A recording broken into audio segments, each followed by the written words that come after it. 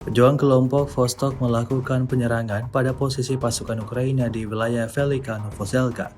Video eksklusif dari Tentara Timur Batalion 1 Brigade Senapan Bermotor Pengawal ke-57 viral di media sosial Telegram pada Kamis 12 Desember 2024. Selama penyerangan tersebut, sebuah tempat perlindungan ditemukan di mana para pejuang Ukraina berada di sana, dilaporkan berjumlah ada 6 orang. Untuk mempercepat proses pengambilan keputusan yang tepat, salah satu prajurit Rusia menyamar, kemudian mendekati benteng musuh dan melemparkan granat ke dalam parit tersebut. Akibat tindakan tegas itu, salah satu lawan dihancurkan, satu menemukan cara untuk melarikan diri, dan 4 sisanya membuat keputusan bijaksana untuk menyerah. Hingga video ini beredar, beragam respon diberikan warganet.